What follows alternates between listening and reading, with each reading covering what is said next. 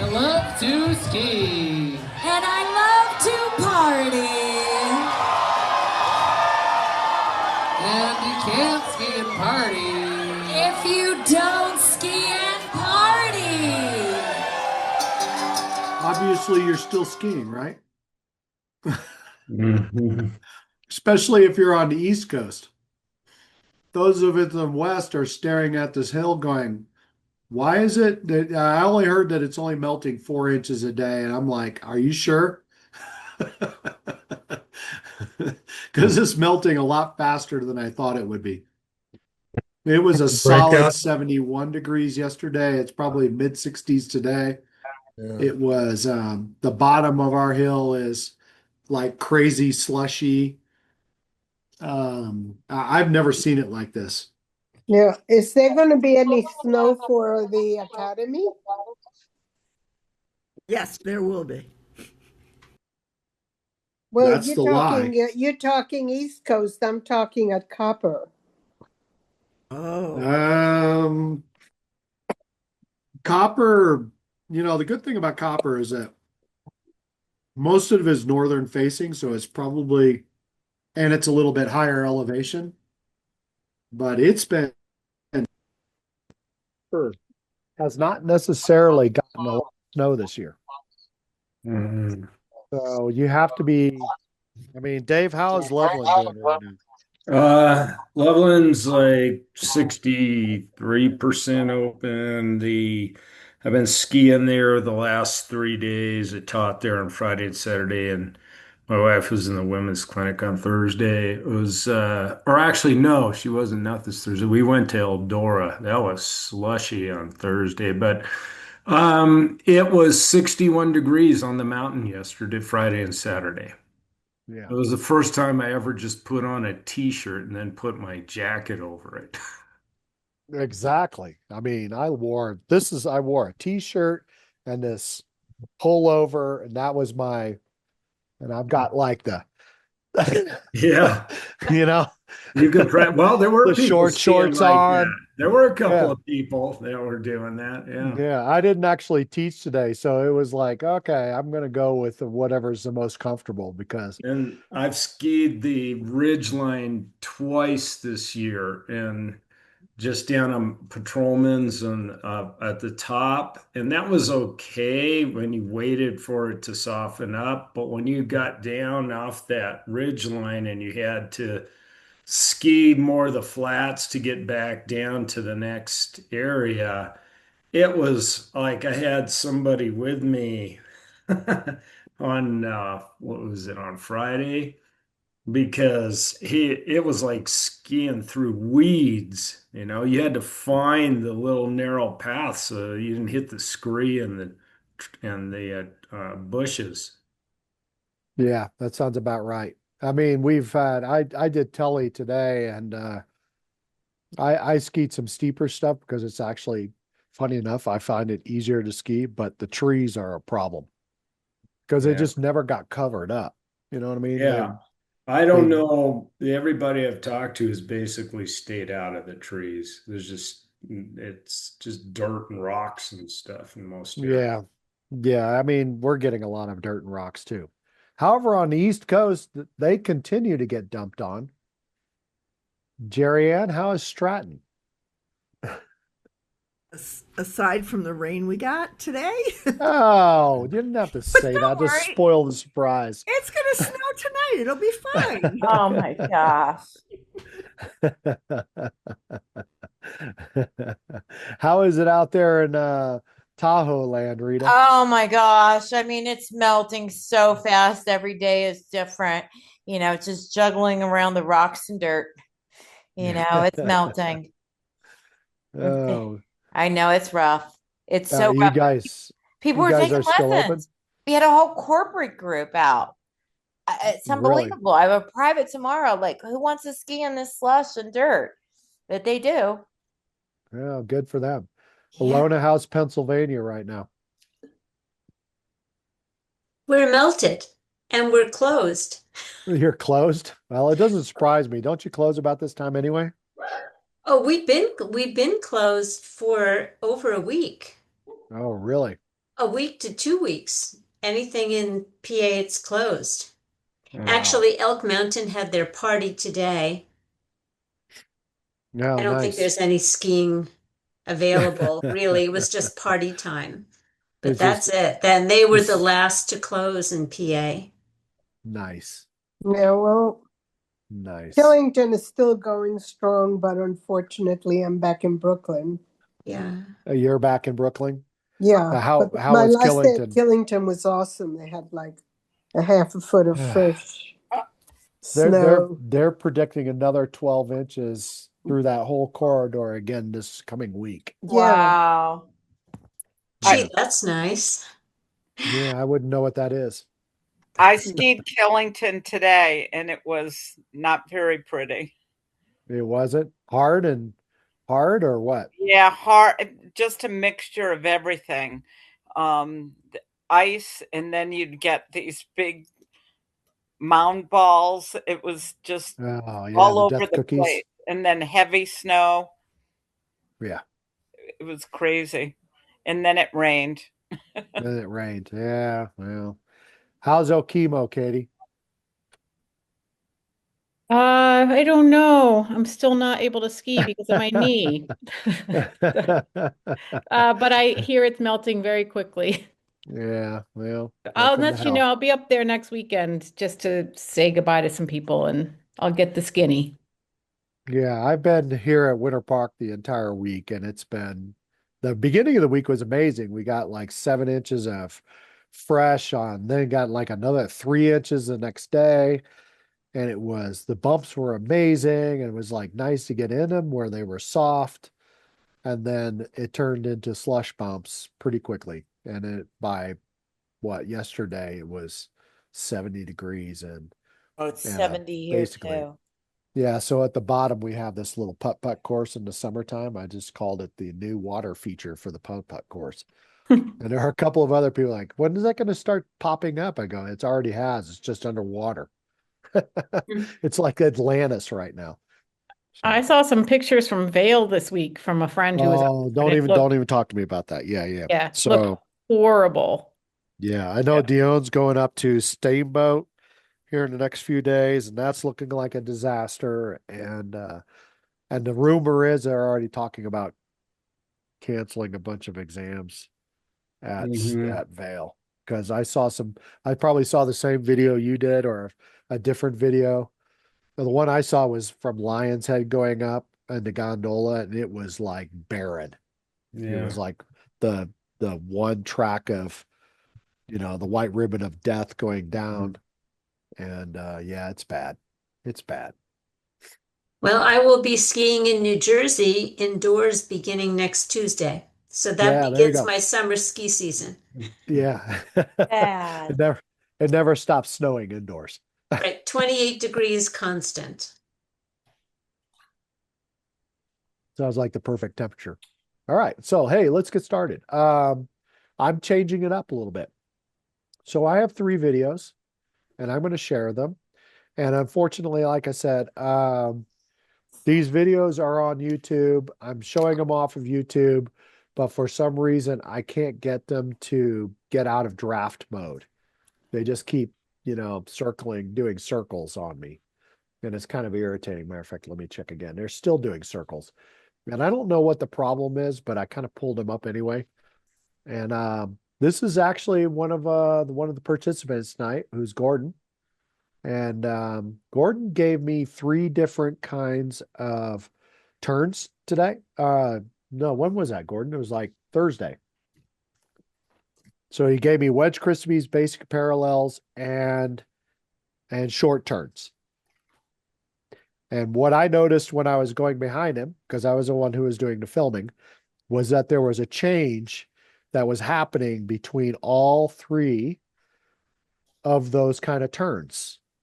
And I thought, this is very, very interesting to kind of try to diagnose a skier, a high level skier, because Gordon is a level 3 participant candidate, that we can look at this skiing and say, hey, there is a definitive thing that's happening here.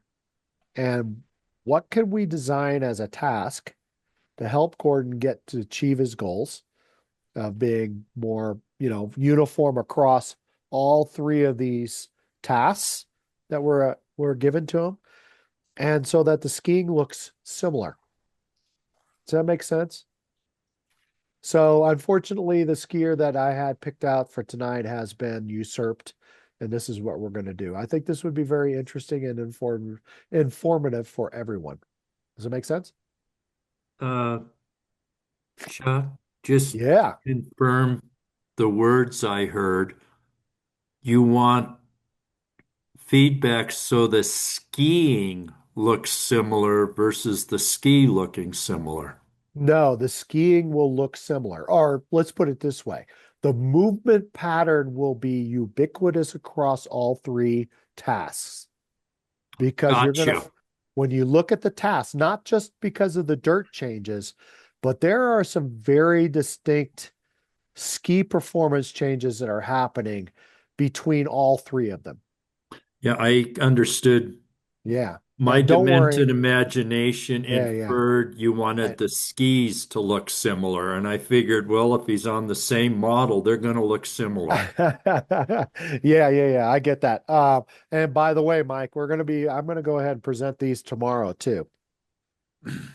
Because like I said, as I watched him ski down, I was like, that's three different performances. Awesome. He's versatile. He's very versatile. Yes. So here we As go. accurate as would be ideal. You didn't I hate. don't think it's not the fact that it's accurate. I think there's an understanding issue. You know what I mean, Gordon? I don't think it's Possibly. I think it's an understanding. And that's my synopsis from an overview point, but I think there's some parts and pieces here that are the same and parts and pieces that are different. Okay. So here are the wedge Christies, and let me know if these are, stop start. You know what I mean? Frame by frame. I'm hoping that the internet here is good enough that we can enjoy these videos. And these are wedge Christies.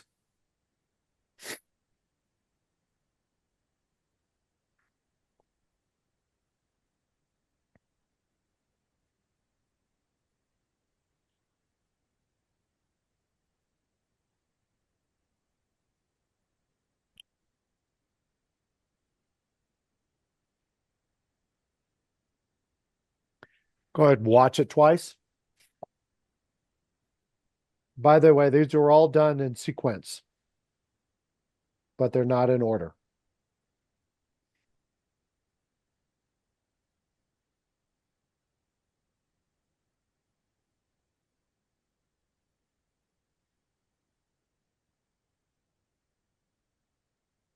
All right, cool.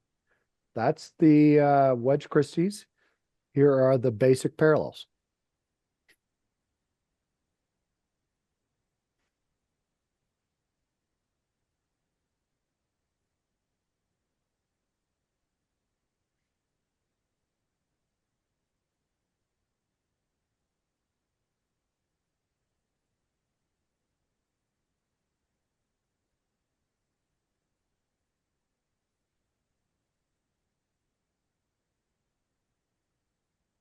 That one's really stop start for me. Is it? I'm going to make it smaller then. Okay, I'm looking at things running pretty clear on my end. Okay. That'd be Whoops. my internet. Could be your internet. I'm going to go ahead and make it a little bigger again and hit the loop. So here is basic parallels again. And this is on pretty medium level blue terrain.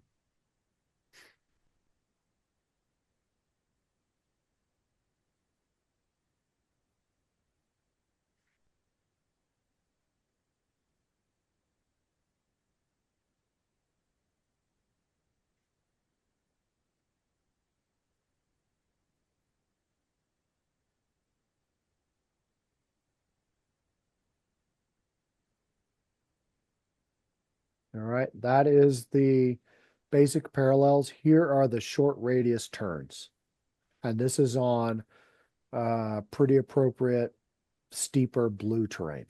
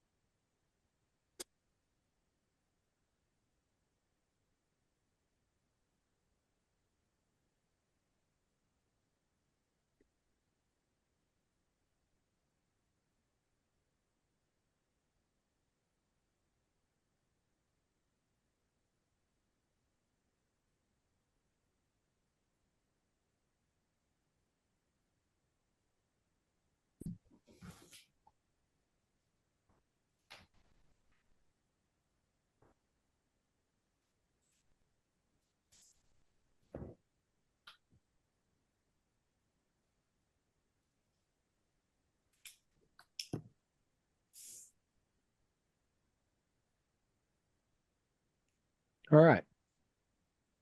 What did you notice the differences and the differences and the similarities between all three videos? And I'll go ahead and be a nice guy and I'll play one of them.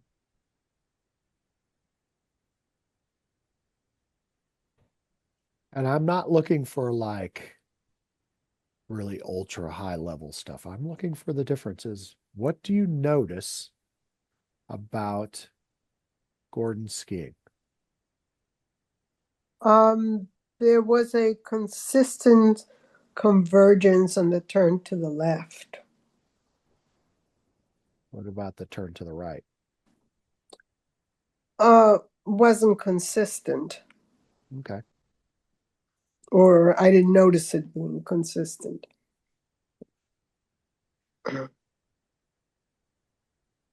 Consistently, what I'm seeing is, I guess I'd like to say I'd like to see more upper body and lower body separation. I think there's a lot of squaring up and not finishing in a countered position in turn transition. And Cool. more weight is on the inside ski consistently in all of the demonstrated tasks. Cool.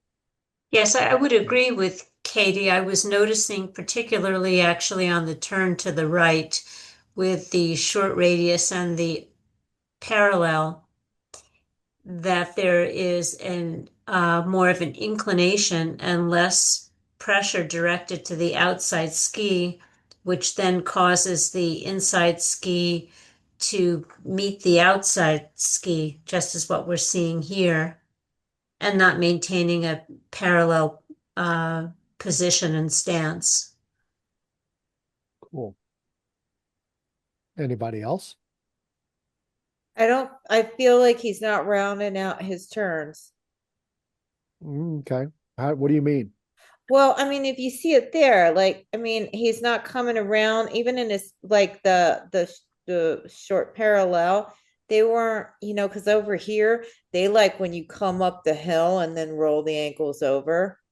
They want Yeah, these around. yeah, okay. So now you're talking about a body performance, and I like the body performance. Right. These are basic parallels on kind of medium blue terrain. Yeah, I mean, he's not coming up and arcing up the hill. They over here, they're a real stickler for that. Are they? Okay. Mhm. I would be, I'm not going to say that's not what he's doing, but at the same time, I think the performance is pretty consistent and he seems to be holding his speed control from top Hey, to Gumby, bottom. So yeah, I'm going to agree with her. I agree with her too. And I'm going to agree that that is something that would be of benefit to this skier is to finish his turn. Now, okay, cool. I'm not going to ask you why. You know that, right? I know. The only question, I'm hearing a lot of really good things that people are noticing. I think that's really cool. What I'm not hearing is what's making those things happen. Yeah. Yeah. I that's what I want to hear too. And I want to hear the body ski performance piece. I want to hear what the skis are doing. I've heard a couple of things about, well, there's a divergence. It's There's more on one side than the other, but I haven't heard a word about why. Yeah. I haven't heard a word about why. I want to hear why is that happening from a body performance standpoint. And I want to hear about when and how much. So I haven't really drilled down on you guys yet, but I want to hear these things. Would I be correct in saying it is because there is not an early edge engagement and steering, and that combined with a diminished inclination and angulation is causing these skis to have that to have, I guess, a less of a dynamic performance. Sure. I think that's the overall, that's the high level look. Tell me about the body. Give me something about the body. What part of the body should we be looking at? The Yeah. shoulders. The shoulders are starting every turn. Bingo. Right? What That's goes an with overall the, look. So the what goes with, I'm sorry, I didn't hear you, Dion. what goes with the shoulders? There is something that is happening in his legs. I've heard people talk about inclination and angulation being too much on the inside ski. That's fantastic. What's going on in the legs that happens at the same time the shoulders do? There's a formed wedge. So there's the outside ski is rotating with the outside ski is coming out. It's wedging out. It's being pushed out. Turning first. Yeah, turning first. It's It turning is, first. but there's something that's happening intentionally. Intentionally with the skis? With the Intentionally. body. On purpose with the body. Yep. And it's in the legs. Is he just swinging his legs and not really using his femur to? No, it's the first movement the joints of the legs have. They're extending up, opening up the ankles, opening up the knees. But you're talking about ski performance intentionally? I want to hear No. ski performance and body performance. Yes. I was talking body performance intentionally because we've Yes. heard a lot about general look of what the skis are doing. Is it his knees are closed a little bit and he's a little aft instead of open knees and up and forward? Is there a 1-2 step with his feet? Oh, absolutely. There is a 1-2 step, and the knees are flexed, which isn't necessarily bad at the end of my turn, right? I need the skis to come back underneath me. So I need to flex something or it's not going to happen.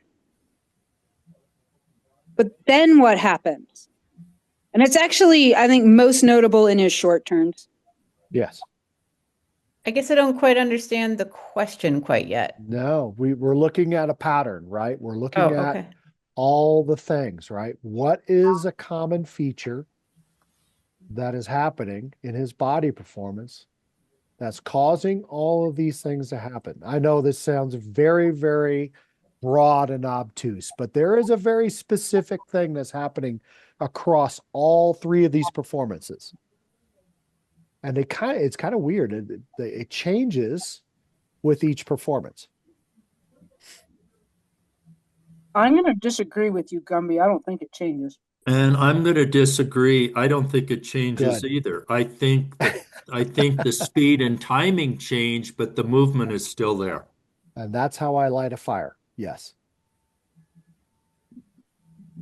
You're entitled to your opinion. No, no, no, no. I am lighting a fire, right? You're entitled to your opinion, but you're wrong. Okay, now let's just try to put out the fire. Is it that he's sitting back at the finish of the turn? Is that there's a slight sitting back or the legs come together? What am I missing? Could it be his legs are Ladies not? are just sitting back, but the sitting back is not the problem. Mm-mm. Are his legs flexing independently?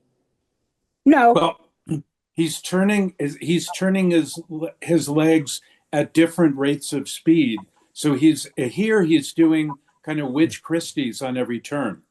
This is a wedge Christie. That's what he's trying to do. Right. But he's That's pushing out his Except they're not wedge Christies, they're stem Christies.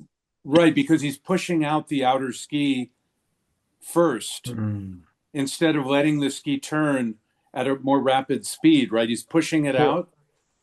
Cool. How is he doing that? What's the body performances of making that happen? To Let's go back pivoting? to basic parallels. Well, because he's inclined at the end of the turn and Sure. a little bit banked, he's blocking his rotation. So he's not able to, he has to use the shoulder to get around. So, and because his weight is back, you can't rotate without an upper body. Is he using his hip? Yeah. So I actually really like that answer about him blocking himself off from the turn.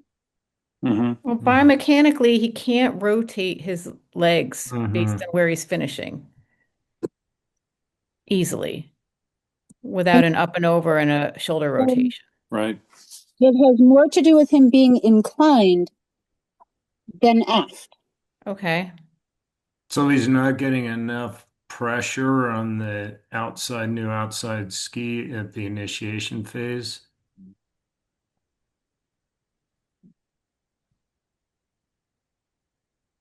That could be one way to look at it.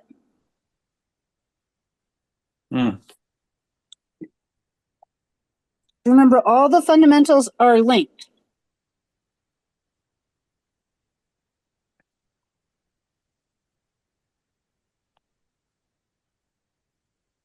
Don't worry, guys. We're gonna have a long conversation tomorrow night too when we're on the RMT call, because this is like really, really interesting.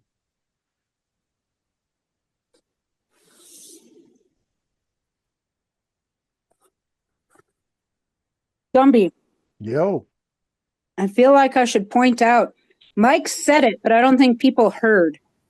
you mean it's an order of operations piece? No, about what is happening with the legs, the first move. Yeah, what's happening with the first move? How is the first move done? I don't think anybody There's has an picked up on it either. upweighting of it's like there's a lifting up Yeah. of the inside ski. It's not just the inside ski. He is unflexing his knees rapidly, almost like he's hopping. Hopping and pushing it out.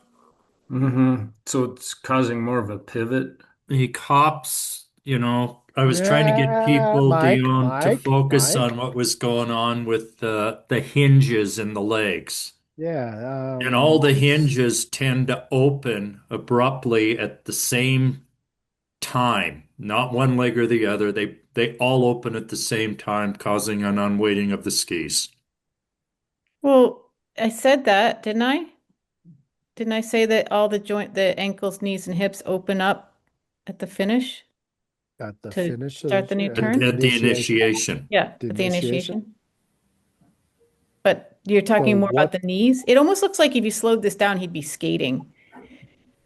Well, it's kind of funny because to me, the first movement, and it's just a hair before the upper body takes over, but I can see the knees, hips, ankles, they kind of open in a vertical direction.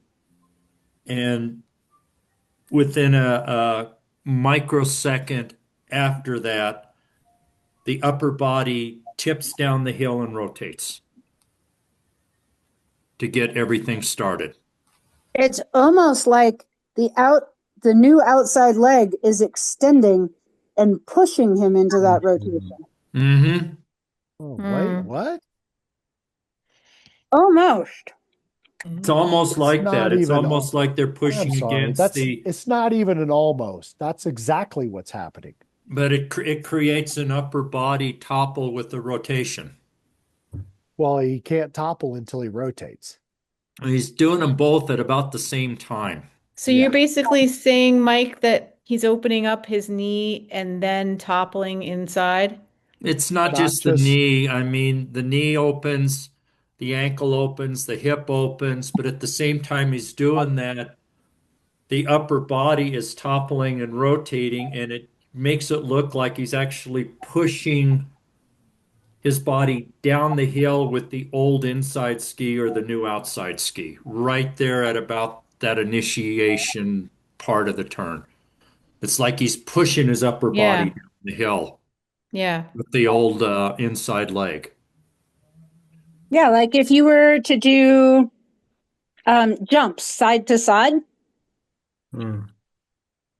Oh, like and then hop jumps. what it, Yeah. yeah, if you jump side to side and then jump and turn side to side. To me, it's kind of an understanding problem that I'm observing. There we They're go. putting a lot of pressure on what will be the new outside quick, very on the what will be the new outside ski very early in the turn, Hmm. but it's done with an extension movement that Hmm. actually pushes them to the to what is the new inside ski, allowing that outside ski to rotate through the turn. If they could come up with a way to pressure that new outside ski without extending off of it into the new Hmm. turn, it would change the whole dynamic of what we're Okay. watching. So now we're getting into it. I really like where Sorry. you guys are going with it. No, no, no. This is exactly what I'm looking for. So I want you guys to look at it in terms of order of operations in his skiing, not the true order of operations, but what is actually happening first. We've heard there's an extension. Is one leg extending more than the other? Yes, the new outside ski is extending more than the new inside What ski. happens when when he extends the new outside ski? Hold on. You're Wait a not minute. extending the ski, you're extending the leg. The ski There we stays the go. same. Okay, thanks. Yes. Yep. So Bending what? knees.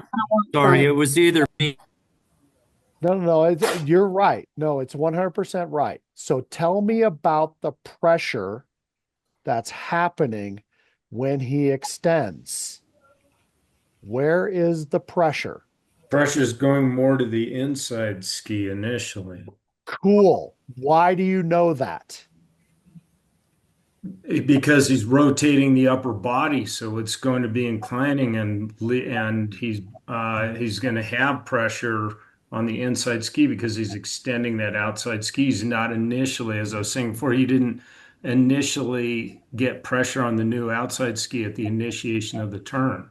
So when he extends, which leg is he turning first? Inside. And The inside ski's turning first or the no, outside ski is turning the first? outside ski is going faster because That's it's your more that's distance your to visual cover. reference. So the extension is not the cause of the of him being on the inside. The rotation helps him stay on the inside. And we Yeah, know that because when a pressed ski is unweighted, it will rotate first, yeah, right? yeah. Yes, no, maybe. So we have an extension and a rotation that's happening at the same time, which makes him on the inside ski. When does he finally get pressure to the outside ski? More towards the finishing phase. There, shaping to finish, late shaping to finish. Where his skis match, When his skis match? but it is still not an adequate amount of balance directed towards the outside ski. Yeah, Because the inside ski not just matches, but it slides in and it creates a single platform. yep, yep. And that was now we've forgotten one fundamental. We've talked about fore aft, we've talked about ski to ski pressure, we've talked about rotation, we haven't talked about edging. What is happening in the edging piece? All these things are happening. When do the edges start to happen? When do we start getting edging? From the Mm. shaping to finish Yeah, shaping to finish. How is he creating edging? by inclining. Yeah. Not from not from tipping, not from angulation. Yeah. There's When not does a he lot. angulate? Yeah. When should he angulate? More initiation to apex. Mhm. Right below apex. I think this is such an interesting wedge Christie because he does have the late pressure release, but it's almost like he doesn't want to get on the outside ski. Mm. This was so interesting to me.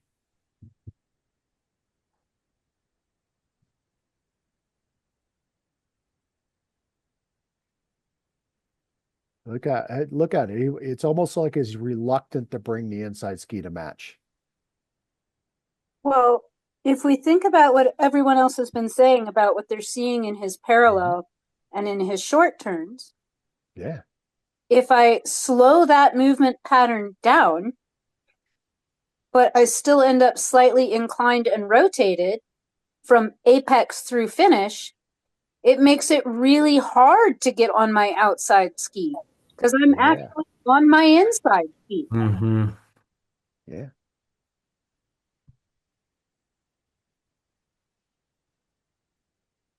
Questions. I know somebody's got to be staring at this and go, what the hell are they even talking about? I know it. I know somebody's actually looking at it because this is such an interesting order of operations that's happening. And it's so visible. And I want to make sure everybody understands what we're trying to talk about. Yes? No? Maybe? So in a way, sometimes? he doesn't really ever leave the inside ski. In a way, he doesn't really leave the inside ski. Because of the way that, here, yeah. I'm going to show you a spot, okay? I kind of feel like all turns are essentially the same. Right there, he's on his outside ski, but it's already his new inside ski. He's already initiated. I'm going to say he's on his outside ski, but here's this is something that I've been talking about for about a month now with some of my clients. If you're on your outside ski and you really want to increase performance and make sure that it's a performance turn, you should be at any point in time in the new turn be able to lift up the inside ski. Does he look like he would lift up the inside ski? No. Fall. What would happen if he lifted up the inside ski? It would fall up. All inside. Yeah. So where is the alignment? It's right now. It's between his feet. I would almost say it's on the inside foot. It is. Right. I mean, he has a long leg, a little bit longer leg on the outside, a little bit shorter leg on the inside, but he's still aligned over the inside foot. And that's why he's so square. And it happens in all the turns.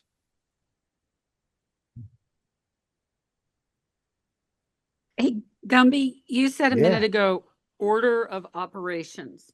So we have an order. Yeah. If we went over that order again, because I think I'm seeing things more individually, but I don't. Is the first movement the extension that Mike was talking about? Well, it depends on the kind of extension that we're doing, right?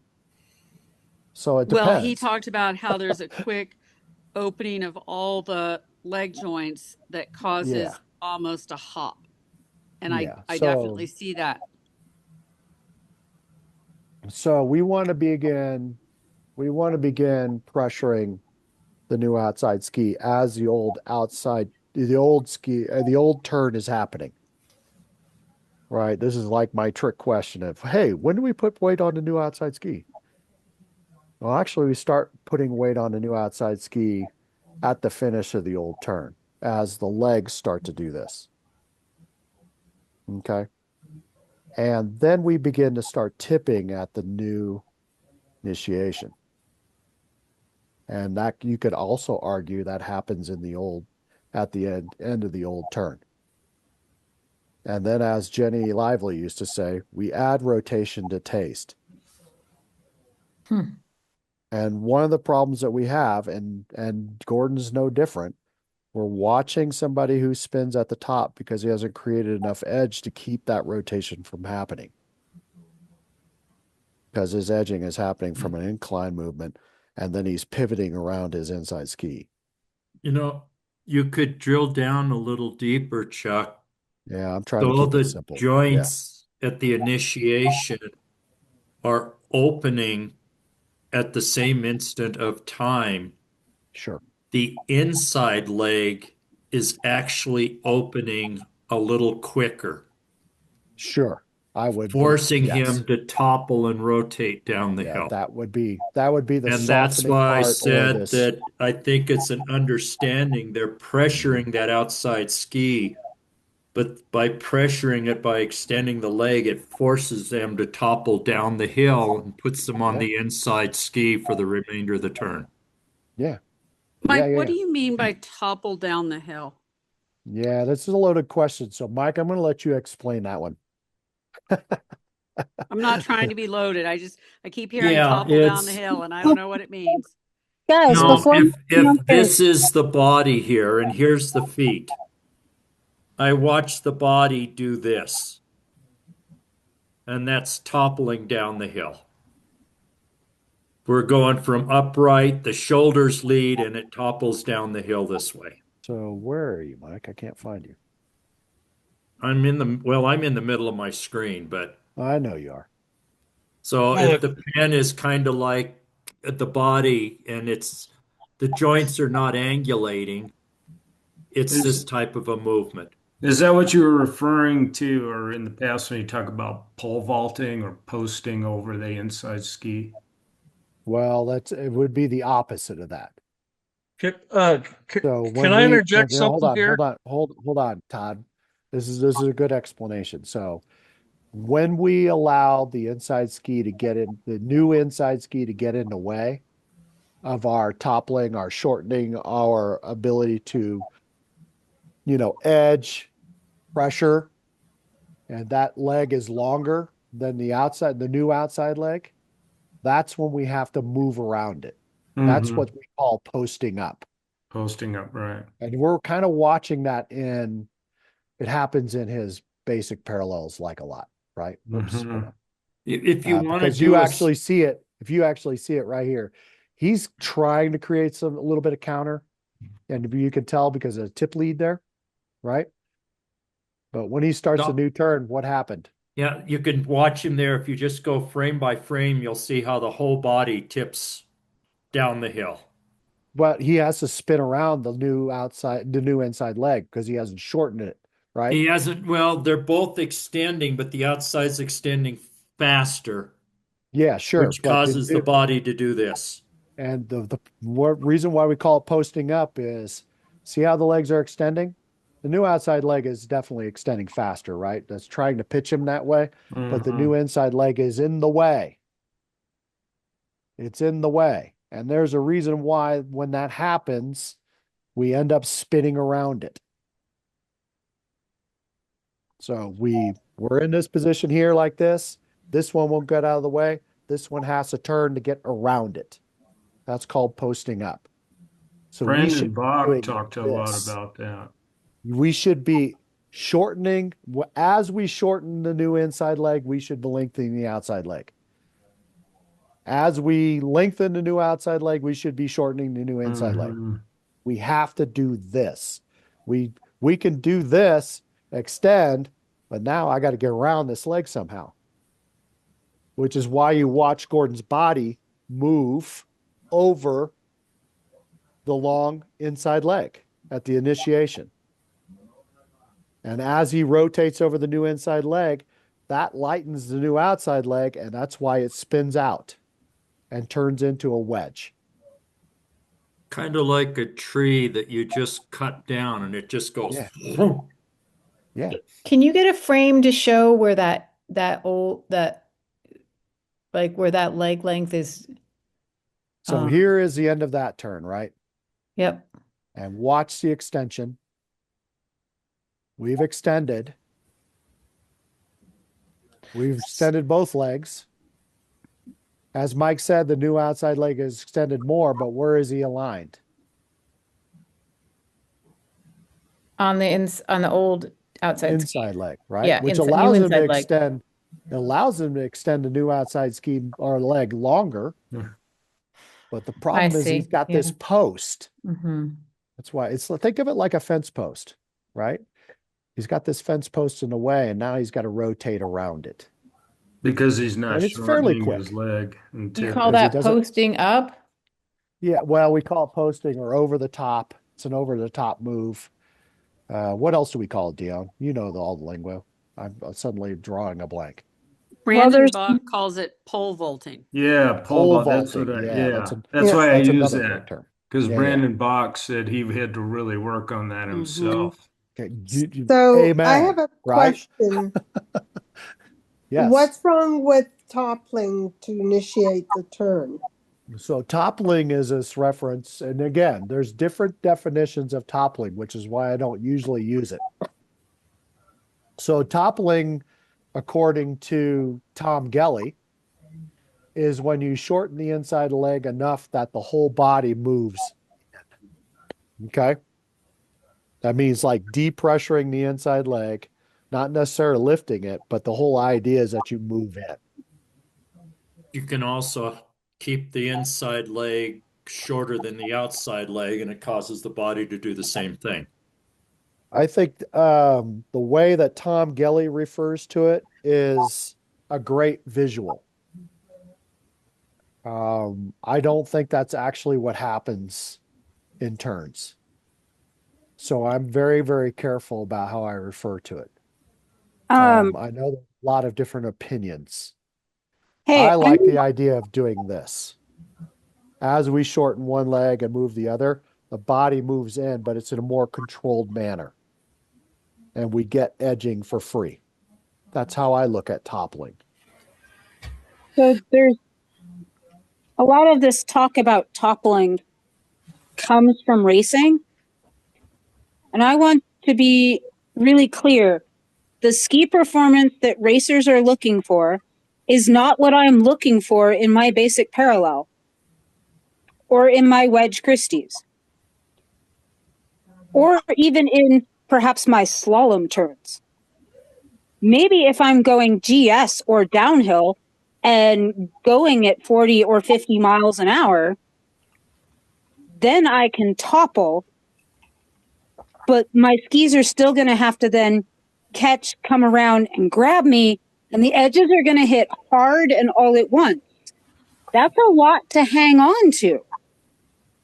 So maybe I don't actually want to topple the way racers talk about it, about moving inside the turn at the start of the turn, getting long, and then balancing through the end of my turn with angulation, because it's a lot to hang on to. That's what's quote unquote wrong with starting my turn with a topple. There aren't enough forces to balance it in a basic parallel or a wedge Christie or a wedge turn or even a dynamic parallel unless I'm really cooking. Yeah, it's the idea of the crossover or allowing the legs to move out as the body moves in. Again, it's a very complicated thing to talk about, and that's why you don't hear me talking about toppling that much, because Dion referenced how racing looks at it, and Tom Gelly's got his idea about toppling. Actually, I think toppling might have been reemerged by Tom Gelly recently in the last few years. I think you have to be very specific about how that works. I've got a question or an observation. Go ahead, Todd. Yes. Sorry to cut you off before. It seems when he turns right, he's not doing too bad, but when he goes to make that left turn is where his knees are opening up and that topple happens going to the left. But going to the right let's not use topple because it's not really formally toppling. Okay. Let's use something other. Okay. And I'm going to say either banking or inclination. How about that? I was going to say when he's turning left, he's opening his knees up. Mm-hmm. And he's doing that when he's turning left. But turning right, he does it in both directions.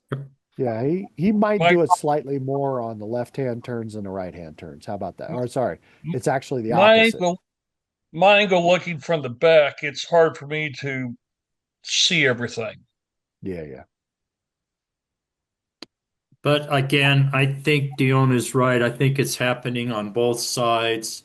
I think that outside leg is extending early in the turn, causing his lower body to incline, but it's usually led with his shoulders. Yep.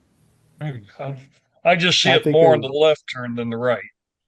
Yeah, yes. It's not the left. I think it's the right turns and not the left turns.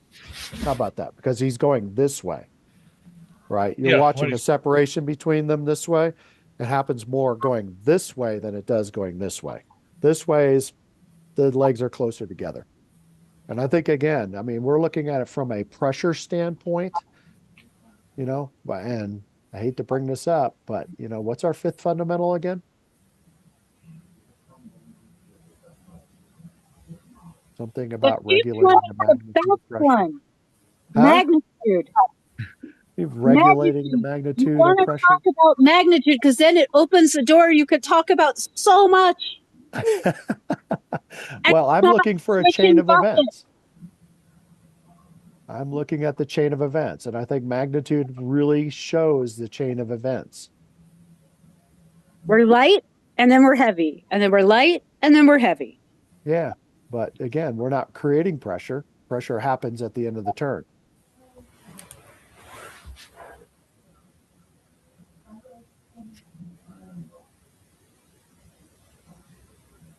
Questions? Please grill me. Beat me up. Come on. Does this make sense to everybody? And let me ask Gordon. Gordon, is this helpful? Gordon has started drinking already. We've been kind of mean. Yeah, I quit drinking 6 years ago and took it up. He just took it up again tonight. Gordon's been having a lot of text typing conversations with Dave. Has he? Okay, good. Yeah, since this has started. Thanks, Dave. Dave so who? no. So prescription for change. What do we want to see happen differently? And please explain the ski performance versus the body performance. And where in the turn you want it to be different. Yeah, that'd be really nice too. But I'd like to see just ski performance and body performance first. Then we can talk about when and where and how much.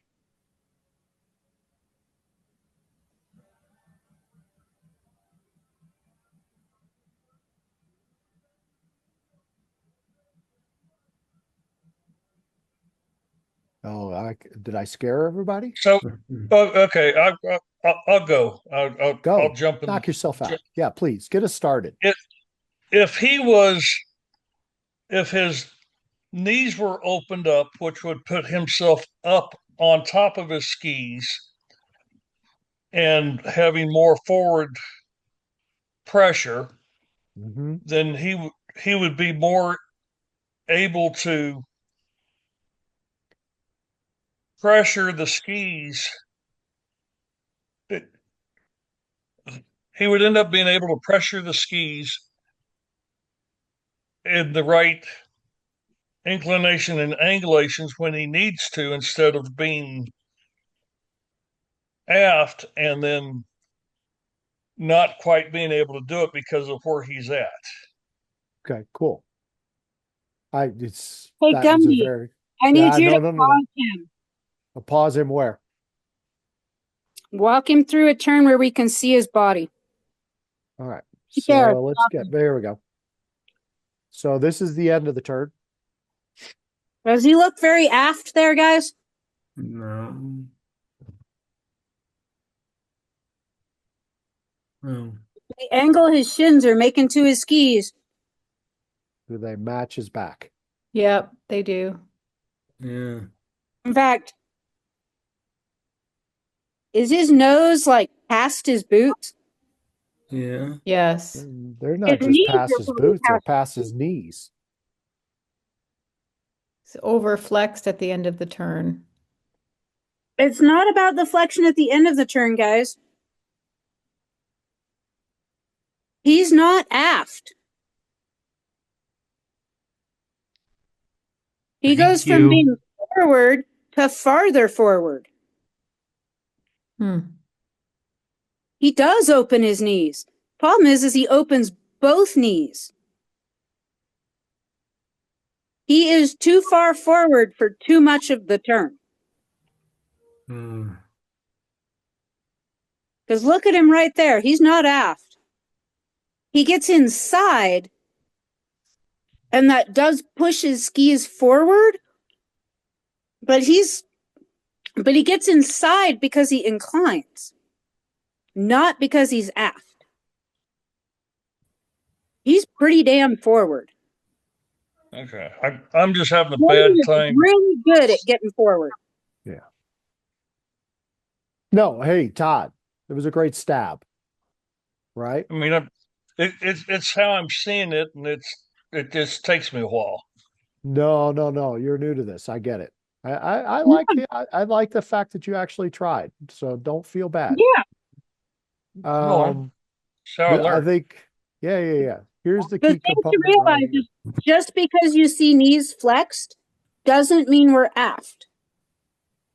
I'm looking at his back end, his waist area is but Yeah. You know, he's a But tall boy. He's almost as tall as you, Todd. okay. yeah, you guys with your big long levers, man. You work with skis. I And you think have this so is much range of motion in moguls and crap. I envy you so much. My suspension's about a foot too short.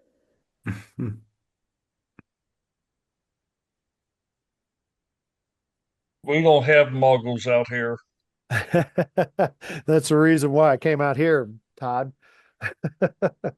No, I mean, I think he brings up an interesting point about, and Dion is correct. I mean, I think this has been kind of a thing with Gordon for a while, is that he does tend to flex for a lot, and you really see it here because, and this again, this is more of a really high level, but the outside, I'm sorry, the tails of the skis, the tips of the skis gets stick and the tails of the skis spin first, right? I said that in 5 words more than I should have. But the point is, watch the tails. Rip, there they go, right? So he's getting forward. He's moved the pivot point of the skis to almost the tips of the skis, which is why the tails come around so much. So to go back to your question, you wanted to say a prescription for change. Yeah. Would it be fair to say because he is overflexed in the ankles and the tips, he's already forward, so he's not able to, it's actually blocking the ability for the ankles to initiate the tipping. So he's not able to, so what I would like to see is in the initiation, instead of the tipping coming from the posting up, I'd rather see the ankles and knees start, the skis steer into the turn because there's actually a rotation in that subtalar joint. So The walk me subtalar through does that. not rotate. It Yeah, is the a hinge. subtalar joint goes like this. I know where you're trying to go, and I'm liking it. Can you add some other fundamental in there that might help? You're talking about tipping. Can you help me out with another fundamental that might explain a little bit more? That we need to be getting driving pressure, ski to ski pressure? Is that the other fundamental you're going for? Or is it rotation?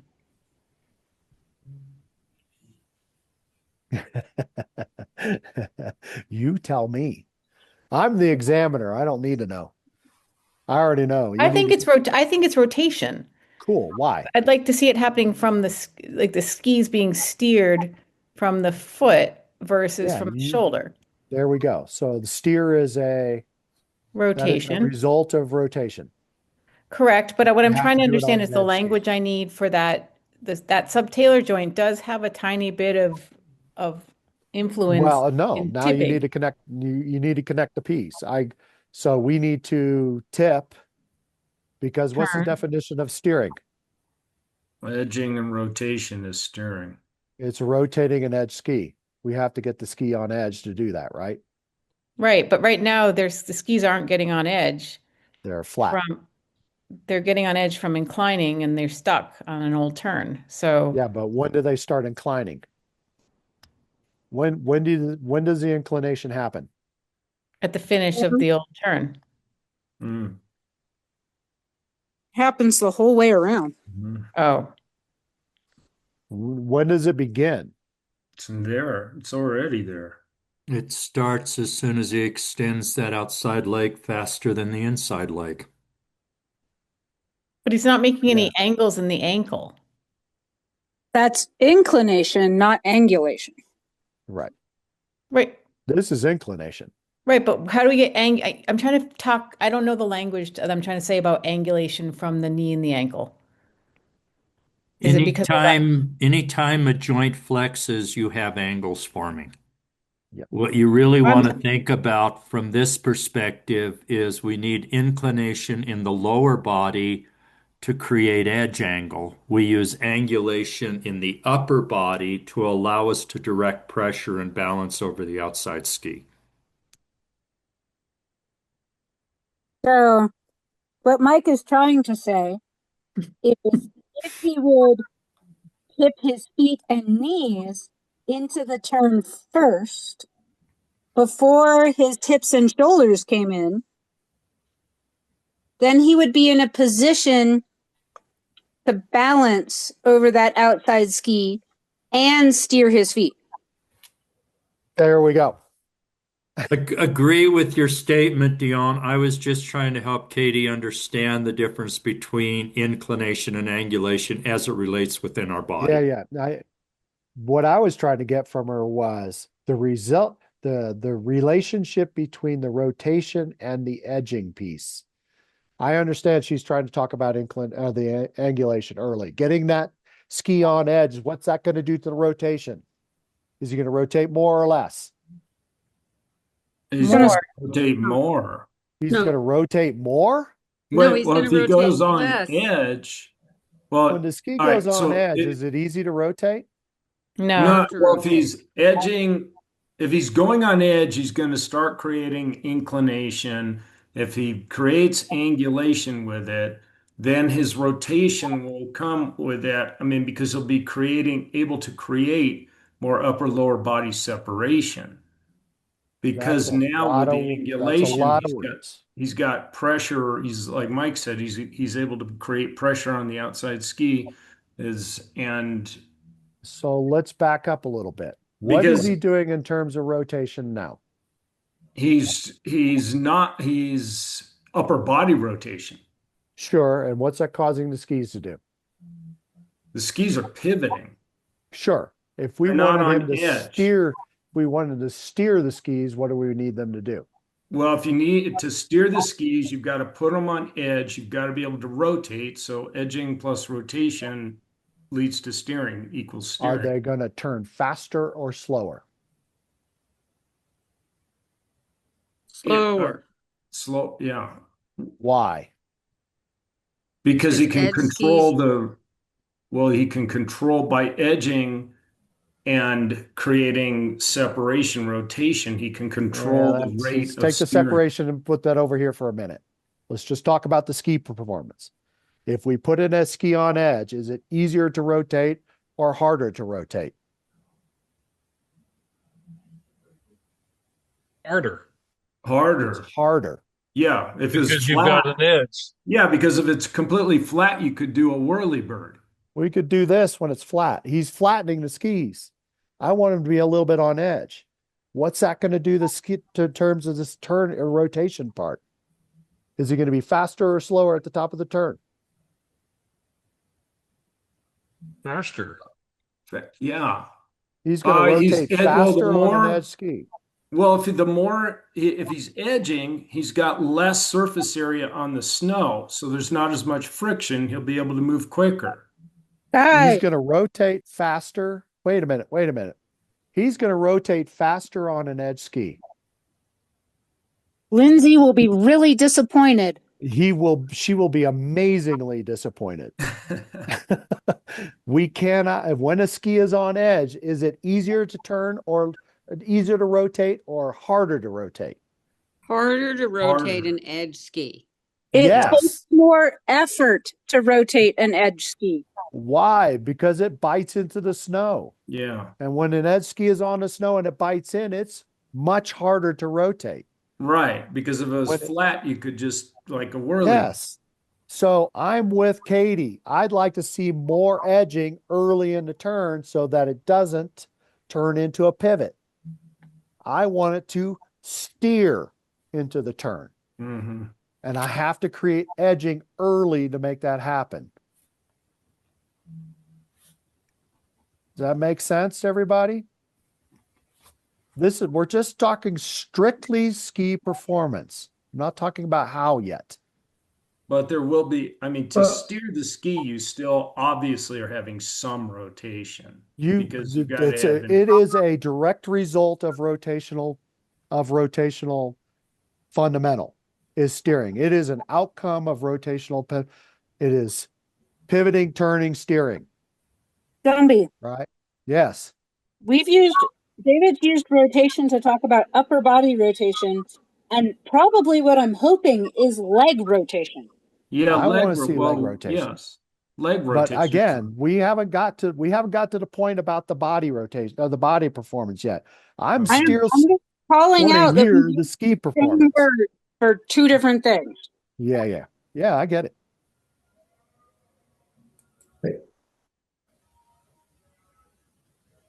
Chuck, I have to say I'm a little confused. Sure. Because 2 minutes ago, we talked about when you're on edge, it's harder to steer because the skis are gripping in the snow. Sure. It's harder to rotate. Yes. And then you just say a minute after that, you indicated that you'd like to see him edging earlier so he can steer. But if he's on edge, it's harder to steer. It's harder to. No, you're confusing the two words. Steering is a rotating of an edge ski, right? I have to have the ski on edge in order to rotate it. Yes. For a steering outcome. What is he doing now? He's pivoting. And what is he pivoting? He's pivoting a flat ski because when he extends his body, that automatically flattens the skis. Yeah. And then he does an upper body rotation, which causes the skis to rotate or pivot at the top of the turn. And then because he doesn't add any he inclines in the turn, he doesn't add any angulation at the end of the turn. He never really gets on a high edge angle until late in the turn. I would like to see him have higher edges at the beginning of the turn, which is going to slow down the rotation at the top of the turn so that he can steer through the turn in a consistent manner. Right. So he can control his speed, control the turn. If you're pivoting, you're not controlling. There you go. You're not controlling the turn. Yes. Now, I'm not ignoring the fact that there is a issue with the foot pressure too. But if I was to pick those two fundamentals, those are probably the ones I would personally look at. Dion probably would have a different idea. And I accept that because there's no right answers, right? So Dion was talking about how he's too forward, which for much of the turn, which makes sense because his tails do a lot of interesting things. I mean, the tails, first the tails diverge, then he fishtails where they come back together. And if he were farther some of the turns, back, he ends up diverging at the end of the turns. Yes. Right. So if he were farther back, if he were more centered on his skis, wouldn't he then have more control of his tails? Because right now they're really getting away from him and moving a lot. What do you guys think? At the end of some of his turns, he seems to be staying in the turn longer instead of a gentle transition. Yeah. It's got a It's longer almost finish. like he's burning off some speed before he commits to the new initiation. So yeah, he turns very quickly at the initiation. Both skis pivot, and then there's kind of like a longer finish. Mm-hmm. Right. It's similar. It's like a comma shaped turn, right? We turn real quick up here, and then we have this long finish at the end. Correct. Right, but Yes. she was asking a question about being too far forward. Yeah. Is like the boot too soft? No, this one is not too soft. So how do you correct someone who's too far forward like that? Or how do you offer Flex boot. It's not too soft of a boot. Oh, I don't know. I'm just asking. Like Yeah. why if you're over flexing, like that's what everyone's saying. I'm curious how you would address that. Or maybe too far forward. If you've gotten that feedback before, Gordon. Maybe you're just a beast and you're too strong for the stiff boots. Oh, dude is a beast. He's an animal. Animal. To answer Laura's question, can you guys see the little piece of plastic I'm holding? Yeah. But I'm back and forth. Yes. Hold on. Let me make this easier. I'm going to put you in the middle. All right. Where is spotlight for everyone? There we go. All right, cool. Okay. So if this was his ski, if he's standing on the front of it is bent and the back of it is straight. If he was more in the middle of the ski would bend more from the middle. Just like if I get aft, I bend the tail and not the tip. So if I'm too far forward, the tip of the ski engages,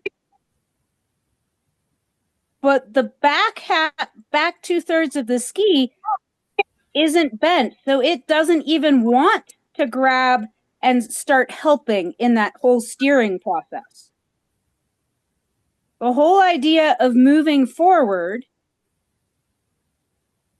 So yeah, Laura, if he would come back a little bit so that his weight was more over his foot when he wanted to change edges, then the ski would start to grab from the middle, which is fine because he's going across the hill at that point, or as much across the hill as he wants to go. So the whole ski is more in contact with the snow. I move forward because at some point, my ski goes from being all on the snow to, dropping down. And it's when it drops down the hill, so after edge change, when it starts to change direction, is when my ski starts to drop down the hill. I'm not actually moving forward to engage the tip of my ski. I'm moving forward to keep up with my ski. Mm-hmm. So I only need to move forward enough to match the pitch of the hill. If I move too far forward on a hill that's not steep enough, I end up with a ski that is bent only in the front, like it's trying to turn into a sled.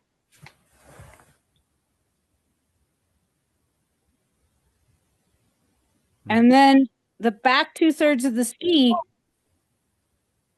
isn't bent anymore, which means it won't develop grip. It will only slip. Mm-hmm. That's a good analogy. And that, So What a I agree, beautiful. Laura.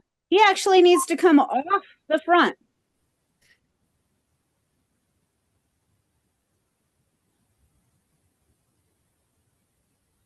Because when I'm too far forward, things pivot.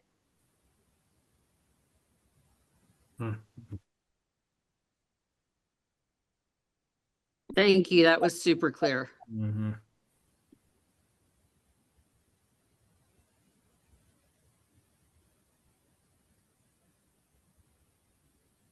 Oh, it's already 8:30. Sorry, everybody. I don't think we're going to make it to breakout rooms tonight. Mm. Anybody got any other questions? Was this helpful tonight? Oh my God, yeah. What's interesting is when Dion was saying that, what I was thinking was, how do you kinesthetically have a sense? Can you, because there's such a nuance there. If he comes back, how would Gordon know? He would just feel the tails following the tips if he was back a little and over the center, bending the ski in the center so that all these edges were staying engaged? He'd be able to notice, oh, without an exaggerated, more of a nuance, a sense of, I'm not skidding those or pivoting those tails. I can really feel the ski carve throughout the entire turn. That's a very, very good question. I love that question. And yeah, that's a really good point. Some of the things I've been playing with, at times I'll feel the tails following the tip more accurately, and it does feel like I'm aft in those cases because I'm so used to being forward. Mhm. Are you aft or are you over the center of the ski? I'm over the center of the ski. I'm saying it feels aft to me compared to where I Okay, ski yeah, that usually. makes sense. Yeah, I understand what you're saying. Yeah, because it's sort of the proprioception. It's a sense of where you feel in space with that because you're not It used to, you're is. used to being more leveraged forward. And so when you come back, it actually feels like you're, whoa, I feel like I'm aft, but you're really not. I think what was the question you were the question, let me look at this. I'm going to try to interpret your question, okay? Are we looking for a kinesthetic feeling? Are we looking for the grip? Is that what you're asking about? And Yeah. when and where? Yeah, Because I think this would be an important kind of sensation that Gordon would need to be feeling at the initiation of the turn is that grippy part, that part because when he extends forward in this situation, he kind of loses grip, right? So he doesn't really feel anything until there. And then he doesn't feel anything, and then it's there. It's pretty late. And then he gets to this, and it's when does he actually feel grip? When should he feel grip? at And the I'm using grip as initiation. a loose term for pressure management. Yes. And also, wouldn't the radius of the ski or the length of the ski have an effect on that also? Like if he had a super shaped ski and he put that on edge, maybe he would, and it was shorter, like a slalom ski, he might have more of a sense that he's over it and can feel the edge throughout the turn Mm-hmm. or the grip throughout the turn. Yeah. I mean, ideally, we want him to feel the grip before the apex, wouldn't we? Yeah. Because I'm going to be honest with you, it's kind of hard to feel grip early in the turn, right? Because there's not a No, whole lot of pressure that's going on. Right. it is not. It is not hard to feel grip early in the turn. If you're If not used to it, it will be. if you got enough edge angle. If you got enough edge angle. Hmm. And yeah, I mean, I still think the steering component is kind of important here. Because How do I get you out of I can tell you highlight? one of the proprioceptive things that I've noticed is I can feel the pivot at the top of my turn. Granted, I like that. So when that feels slower, and I'm actually having to apply femur rotation to make it happen, that's when I know that I have developed some grip.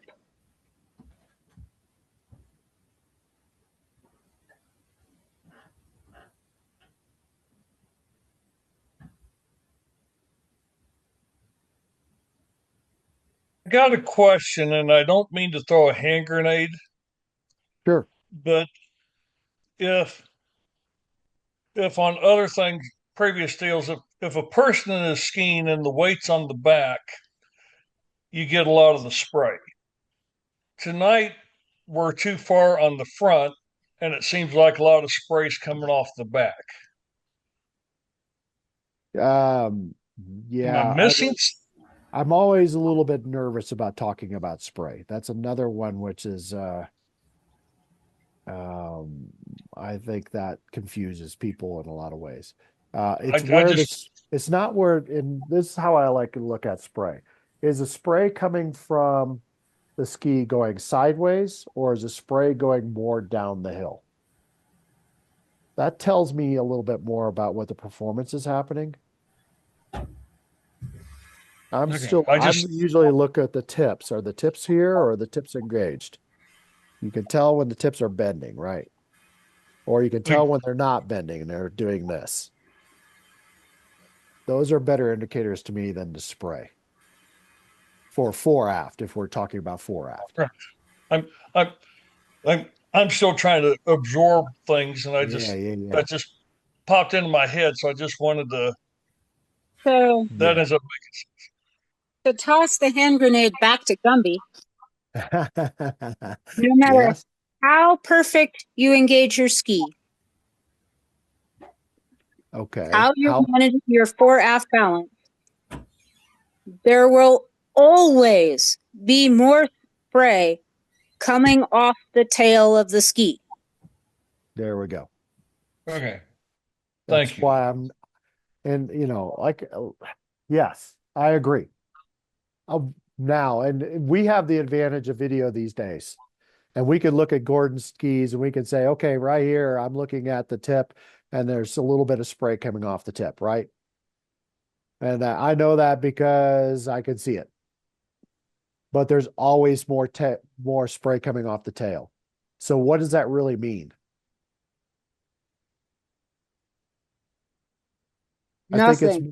I think it means more accuracy to watch what's happening with the ski itself. If I see this thing, I'm pretty sure that he's going to be back. And I can verify that by looking at his body position. Mm-hmm. And we've seen a lot of skiers where this happens a lot, right? They'll be all the way through the turn. And you're like, oh, that guy's always back. But I don't even have to look at his body. I can pretty much tell by the ski. And this is a little bit more nuanced because how did we know that he was really, really forward in this? The pivoting. Because Yeah, Dion said exactly. so. Because Dion said so.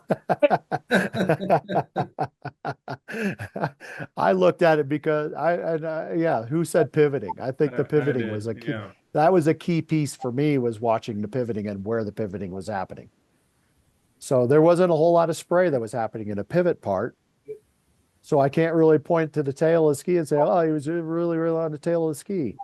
But I can see where the ski is pivoting. It's either pivoting in the middle or it's pivoting along the top.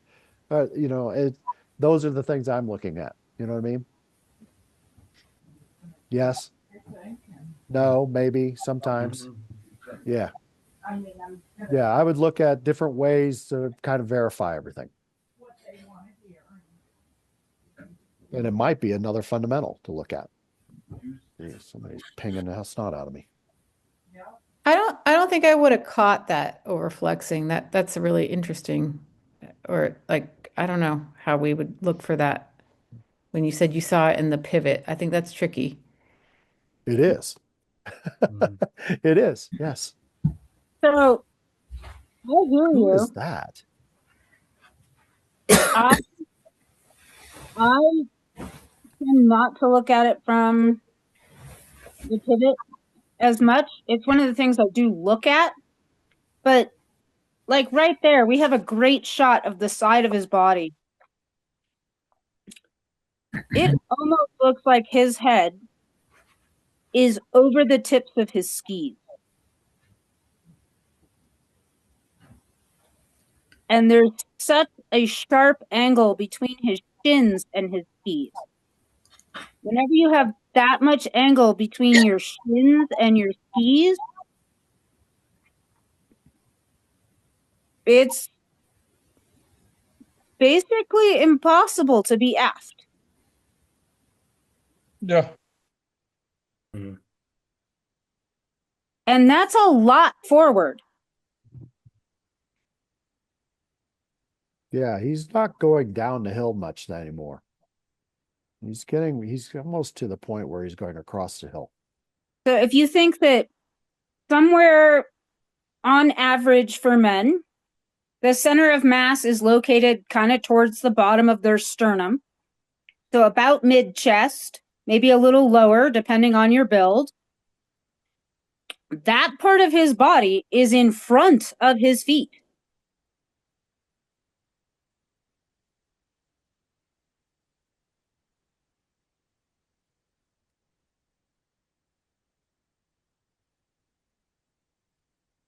That's why it's nice seeing a side view. Yeah. Side views are killer, man. You got to see a side view. Yeah, there's a lot of times where I'll purposely go to the side when I'm doing a video. If I see something like that. I thought this was pretty obvious, but that's me.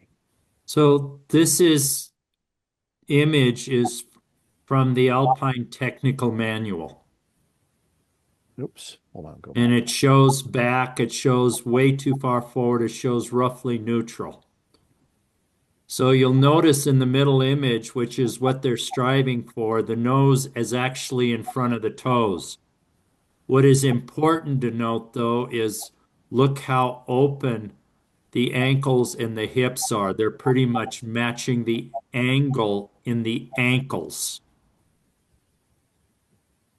So if you start closing those angles up as we're watching this skier doing, it can put way too much pressure on the front of the ski.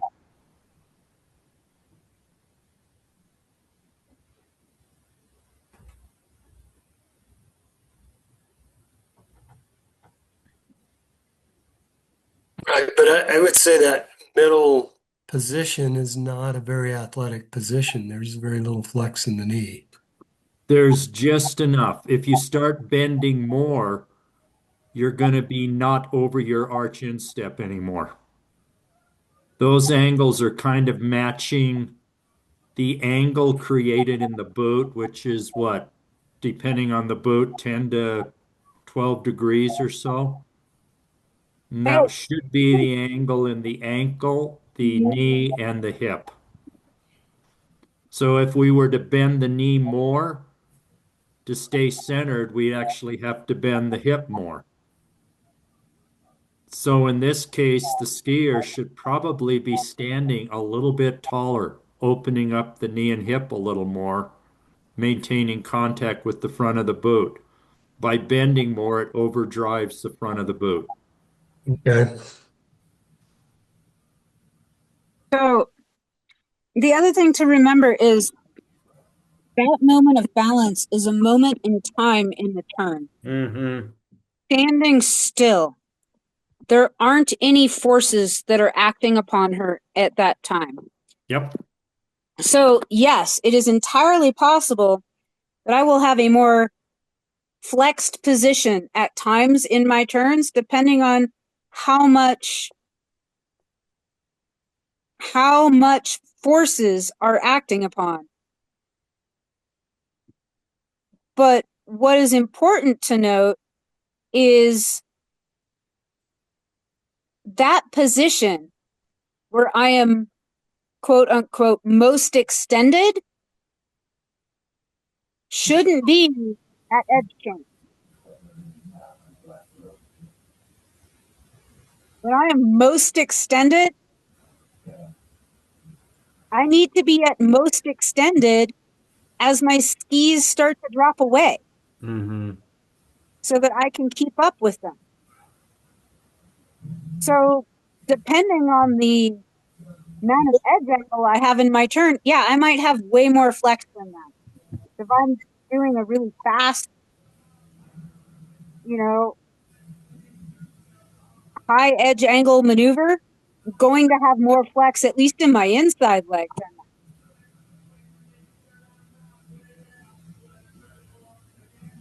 And So then, looking at his position in terms of ideal, I'm also going to say that I actually think that if you watch the recent stuff talking about the center line, I'm going to say they've moved slightly away from that really open position.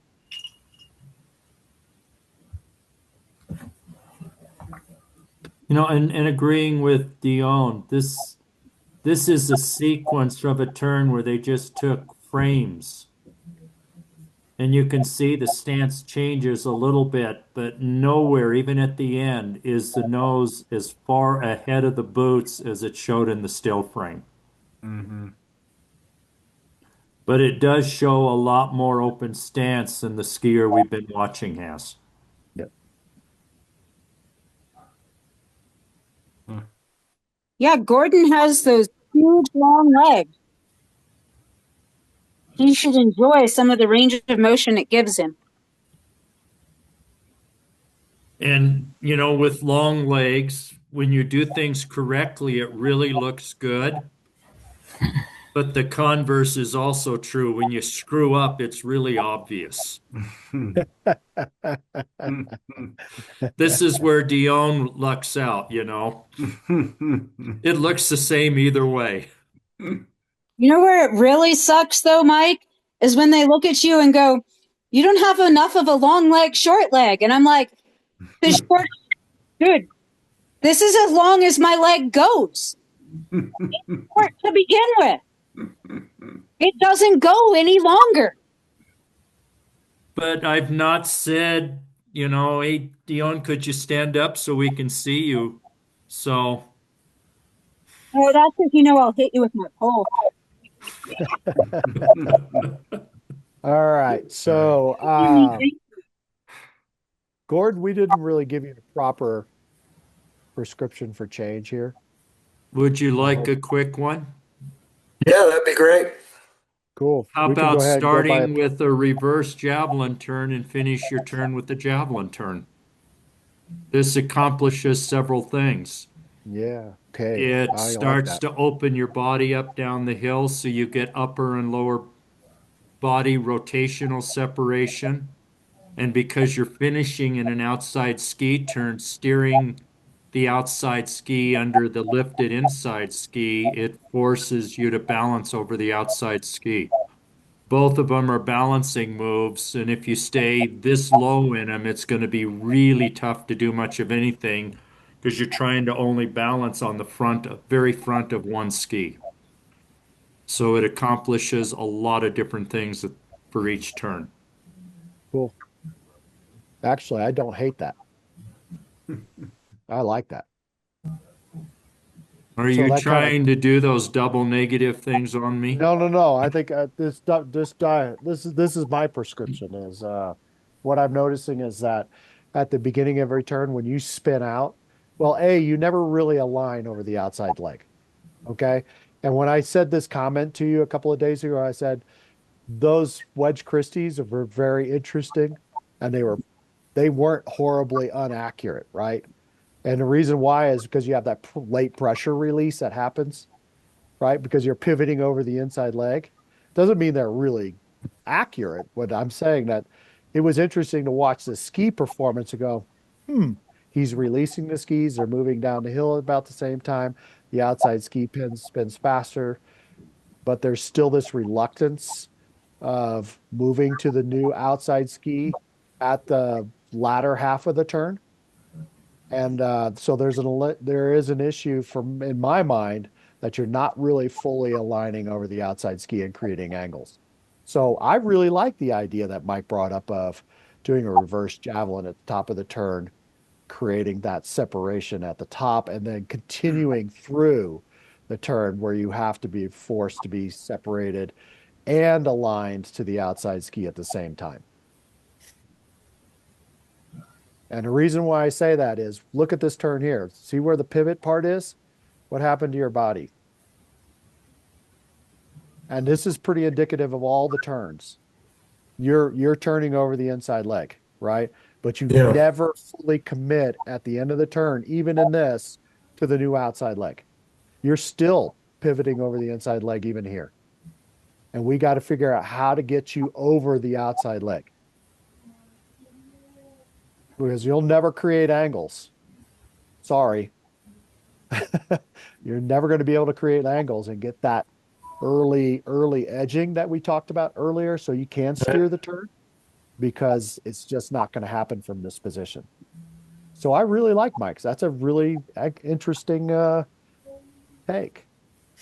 I was thinking just javelins, but whatever. I What do have you a think? Go, Dion.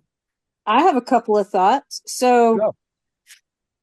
one of the things that might make it really easy to start to feel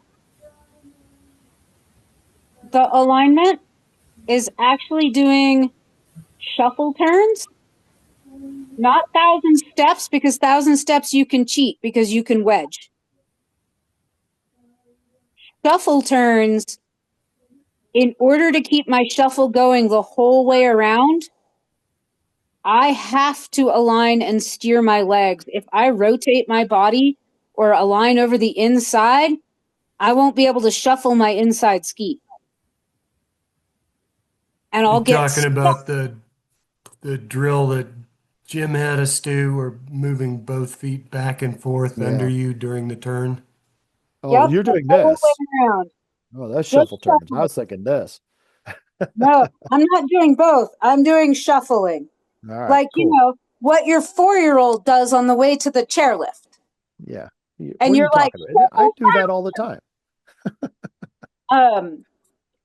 because if I get over my inside foot, I won't be able to slide it. I'll only be able to slide my outside foot. So it will allow me to practice alignment even when I'm teaching. I don't have to do big shuffle, can do little tiny ones, and just see if I can keep the rate at which I'm shuffling my feet, the rhythm, the whole way around the turn. Or is there a place I get stuck?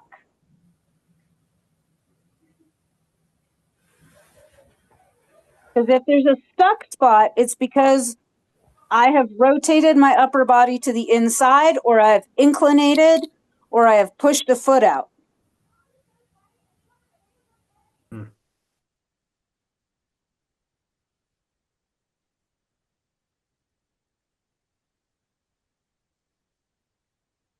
Other things you could do, depending on how athletic you feel on any one day, hop between turns. Railroad track, at least 3 times between turns. So up, down, down. Skating wouldn't hurt. I like the Skating. idea of skating. Yeah. On a level two, would falling leaf be out of the way? So falling leaf might be a good idea to create some sensations, but it doesn't create the dynamic of managing it in a turn. It creates the management of it in one spot, which is the finish. And I can be aligned in the finish and be good to go, but then extend my new outside leg too fast and rotate to the inside at the beginning of my turn. All of us going for trainer, Gordon, we can tell you. That's what we do. Yep. Right? Same movement pattern. We just got better at it.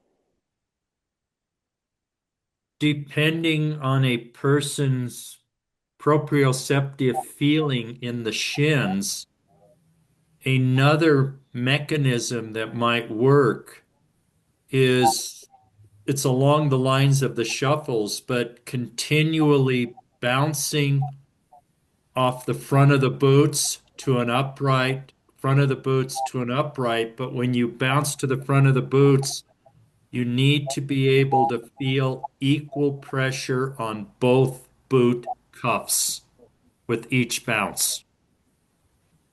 Yeah, so proprioceptively, that's a challenge for me. Working with Jim Shaw earlier this year, we figured out my proprioception of what's equal pressure doesn't yield equal angles of the ankles. Okay, so drop that one. Yeah. Another way to think about it is, and you can correct me if I'm wrong, Gordon, I'm assuming you feel pressure on both your shins. Maybe not equal pressure, but pressure on your shins. Yeah, I can feel pressure. For me to get equal pressure matching edge angles, keeping the skis parallel, I feel a ton more pressure on my left shin in a Then your turn. right shin. Yeah, and had 4 back surgeries, 5 foot surgeries, so I have some numbness going on. I understand. Can you feel the boot cuff touching the back of your leg? Yeah, when I get in trouble in the bumps sometimes. Okay. What if I aligned it so that when I'm skiing, I could feel the boot cuff all the way around my leg all the time. So feel it touching my calf the same amount it's touching my shin. Yeah, that would definitely get me more centered and more extended, less You know, flexed in the ankle. along the same lines, what might work is just to unbuckle the cuffs of your boots and force you to center over your arch instep so you can control the ski. You want a really shitty drill, Gordon? I mean, I like Mike's idea there too. Put him in Maybe. You want a really shitty drill? Take a ski off and ski Kendrick with one ski. Yeah, so I spent a lot of time one skiing at the start of the year. And Just I off have one not done ski, as much taking this off the year. other ski, not putting the other ski Hey, on. Gumby, Yeah. I can be way too far forward and be on one ski. Yeah, but it's really hard to do it in the steeps. You know, if you're going if you're gonna go that way, why don't you just talk to Jim and get a pair of tele skis and bindings and go alpine them? Because that far forward, you're going to leave teeth marks between the tips of the skis on every turn. Yeah, You I know have what I been did? thinking. That's I have a been valid thinking point too, about. because I did telemarking today, and man, when you hit that snow that's slow, you can't be forward. Yeah, It will kick you right over the tips of the skis. I have been thinking about going for a telly one before going for the ski day on the Alpine 3 again. You know, it's been a very interesting journey for me. I think it's actually added to my arsenal. Yeah. Hey, Gordon, you can check with Jim. There used to be a telly clinic that they do at Telefest, which is telly for Alpine. It didn't And go they this do. year. It didn't go this year. That's too Wasn't on bad. the schedule. It was on the schedule last year and nobody signed up for it. All right, you've Because Jim heard has from all the definitely done that to me and Kate and everybody else. Put us in telly gear, not have us make a single telly turn, make Alpine turns, all sorts of weird places, and learn to control your fore aft. Yep. Okay. cool. So, hey, we've listened to all the important talking heads. Has anybody else got an idea? I see that Katie's got one in here from the field manual. What is that? Antenna feeler turns. You want to share that one, Katie? What do you think the change is going to Ow. be? Is she still here? Oh, What is it? yeah. Sorry, um I'm managing this guy. Oh, I'm sorry. Alpine antenna field. It's when you come around and you in the initiation phase, both skis, both poles go to the snow on the outside, like the praying mantis, and then they go like Okay. that. Basically, it Oh, creates yeah. angles. Ouch. For creates upper angles. body. Cool. It's fun. Cool. Got to be careful with that one though, right? Yeah. It just made me think about it though, just because you're talking about feeling different things, right? Yeah. So you Yeah. focus on something like that, and your feet might almost do it automatically if you correct your body position. Cool. Interesting. How about somebody else? Anybody else want to try something?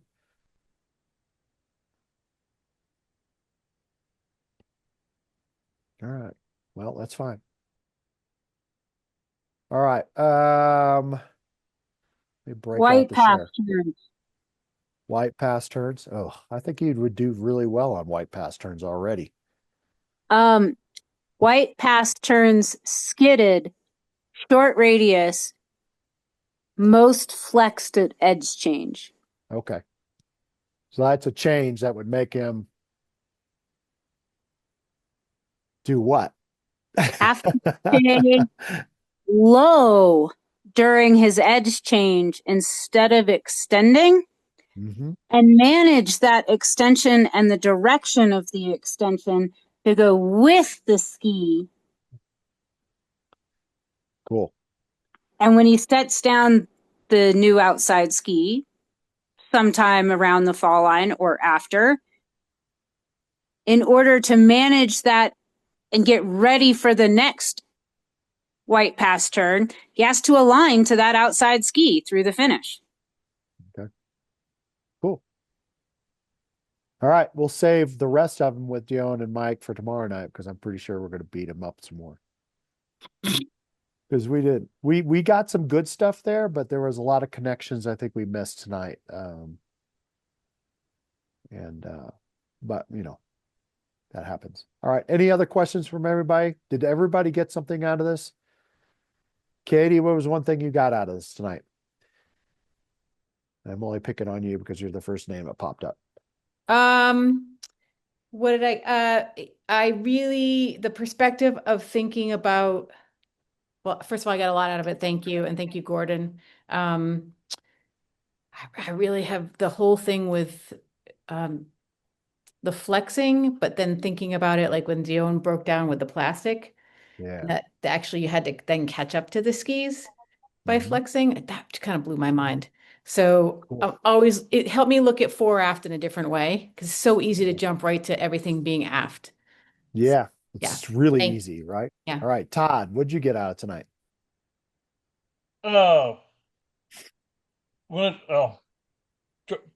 Try and get more of a side view and pay attention to that as opposed to, I mean, I tend to see it from the back too much, and that's where I went astray. So Yeah. And when in the turn. That's the key part, right? Because as Dion said, when you're going across the hill, might be different than when you're starting to go down the hill. right, it just Which there might wasn't be much different. side views. Yeah. Ralph, what about you? Well, I definitely like the Dion's demonstration with that little plastic card because it got me thinking about, well, where should I be moving my ski? Where should I be placing my weight over? More towards the center. I have a tendency to sit in the back seat sometimes, so it's something to think about visually. Yeah. Jerry Ann? The whole discussion about the um, leg extension, long leg, short leg, and the inclination, and the weight on the inside ski, and the challenges that presents in the rotation. Yeah. Bing, how about you? Oh, yeah, this is super helpful for me, especially at the beginning. I was definitely struggling with just seeing what you were talking about. So Yeah, I know then, you're going for your level 1. This is pretty. oh no, I'm going for my level 2. Oh, you are? Okay. Yeah, good. Yeah, but just seeing because I looked the PSIA official say the wedge Christie turns. I felt like in those videos, almost like the body is not like is I'm not saying squared directly with the skis, but definitely not like always facing downhill. Yes, exactly. always not always facing downhill. So at the beginning, yeah, when you say the upper body, lower body separation, that was actually hard for me until later, like looking at all the short turns and then also basic parallels started to see. And when I compare the not basic parallel, the wedge Christie with the PSIA demo videos, and then I started to notice, oh yeah, definitely Gordon could have used more of earlier edge, meaning getting the weight first more into the new outside ski, and then started to have the tipping of the ski to initiate the new turns. So yeah, even in the wedge Christie, I saw that like the initiation of the new turn is quite late, more towards the shaping phase of the turn. So yeah, for me, this has been super, super helpful just to train my eyes, especially with the great skier like Gordon. Sometimes it can just be hard to see when you play the video, the first two. Yeah. Yeah. Thank you so very much. Just even No having problem. in Thank the you. Yeah. All right, Jerry, how about you? I like the different exercises and what each one of them did, and what each one of them that didn't do. So that always helps me. I always like to have that bag of tricks, so to speak, to work on different things. Yeah. Cool. Thank you everybody for coming. Gordon, thank you very much for these videos. Like I said, on that first video I had, I was like, that was interesting. That's why I made you do different task. And then I had you do the third task at the end to see how that changed. And I was really, really, really thought this was super, super helpful to watch how these things happen across the board, kind of like what Jerry said. And how we can, see a movement pattern across all of those and how we can make a change that would probably help you with all of those. And hopefully you came away with something. So share with me what you got out of this, Gordon. Yeah, so this was great on several levels. Probably the first in my own understanding, because I've been in a plateau for a year or more. So I've come away with some ideas on how to get past the plateau. But then second, in really seeing the movements, seeing the long leg, short leg, and realizing the impact on the other fundamentals. I mean, I think, when I took my first stab at the level 3 teach a few weeks ago, I had some really good skiers to look at. And I couldn't see enough to give feedback to talk about ski performance and body performance at the level they were skiing. And some of this, I think, is going to help me address that for my next stab at a teach day. Cool. Good. Hopefully you can come. I'll make sure that you get the link for tomorrow night so you can participate if you so choose. Yeah, that would be great. I think there's going to be some similarities between you and some other folks too. So Yeah, hopefully I'll have built up some callus by tomorrow night. We want you to be successful, man. Okay. We're not beating you up on purpose. We're trying to make you better. Yeah. We're like Sensei with the pole. You will get better. You will get better. You will get better. All right. Thank you, everybody. I think this was super helpful. And Thank you. We'll see you all next week. Thank you. Take care. Thank you. All right. Thanks for letting me join you guys. Have a great week. Always, okay, Mike. Take care. Bye.